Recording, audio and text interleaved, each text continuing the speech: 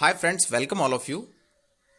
RPSC की ओर से जारी किए गए आरएएस मुख्य परीक्षा 2018 के परिणाम से अभ्यर्थी संतुष्ट नहीं है। उनका कहना है कि इस परीक्षा परिणाम में कहीं पर तो रोल नंबर की एक सीरीज में 10 में से 7 अभ्यर्थी पास है, तो कहीं पर लगातार 500 में से एक भी अभ्यर्थी पास नहीं है। इसकी जांच होनी चाहिए। इस मांग को लेकर मंगलवार को प्रदेश भर के करीब 1000 से अधिक अभ्यर्थियों ने सीएम को ज्ञापन भेजा है। इसमें जिले भर से 150 से अधिक अभ्यर्थी शामिल है। अभ्यर्थी सुरेंद्र कंबोज बताते हैं कि आरएएस मुख्य परीक्षा की कॉपियां जांच करने में कंप्यूटरीकृत प्रणाली का प्रयोग किया गया है, जो पहले भी विवादों में रही है।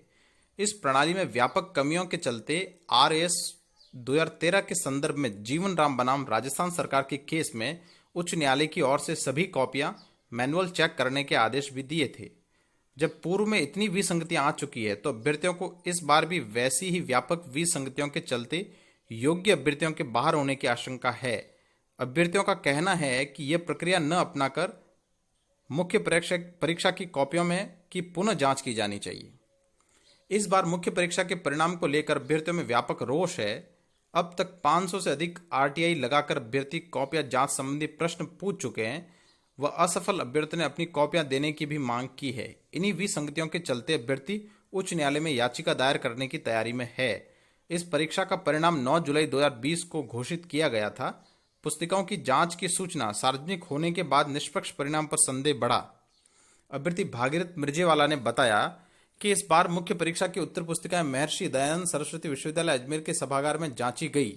यह गोपनीय सूचना सार्वजनिक हो गई थी, इसलिए निष्पक्ष परिणाम पर संदेह बढ़ जाता है।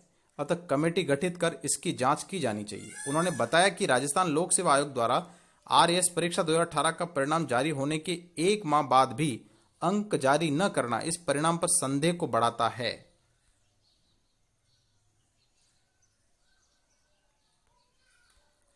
अंतिम परिणाम के बाद अभ्यर्थियों को कॉपियां दी गई, तो पता चला कि कॉपियों की जांच में थी विसंगतियां। देखिए, अभ्यर्थी सोहन खान के अनुसार आरएएस की विगत परीक्षाओं में आयोग द्वारा भर्ती प्रक्रिया का हवाला देकर असफल अभ्यर्थियों को इंटरव्यू से पहले कॉपियां नहीं दी गई, परंतु अंतिम परिणाम के बाद अभ्यर्थियों को कॉपियां दी गई तो पता चला कि कॉपियों की जांच में व्यापक विसंगतियां थी। ऐसे में अंतिम परिणाम जारी होने के बाद न्याय पाना मुश्किल हो गया है। हमारी मांग है कि असफल अभ्यर्थी भर्ती प्रक्रिया से बाहर हो चुके हैं, वह भर्ती प्रक्रिया को प्रभावित नहीं कर सकते, इसलिए असफल अभ्यर्थियों को उनकी कॉपियां इंटरव्यू से पहले दिलवाई जाए।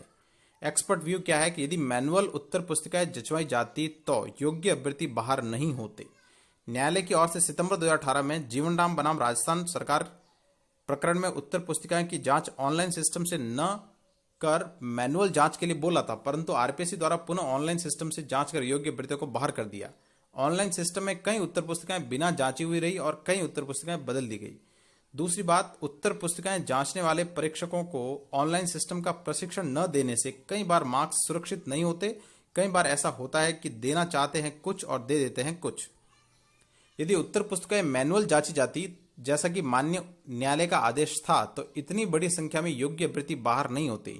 ये सभी अनियमितताएं देखने को न मिलती। 2013 व 2016 की भर्ती परीक्षा में ये सभी अनियमितता देखने को मिली और इस बार बड़ी संख्या में मिली है, क्योंकि जिन अभ्यर्थियों के अंक 344 से ऊपर थे और वो 2 बार साक्षात्कार दे चुके हैं, ऐसे 200-250 अभ्यर्थी बाहर है।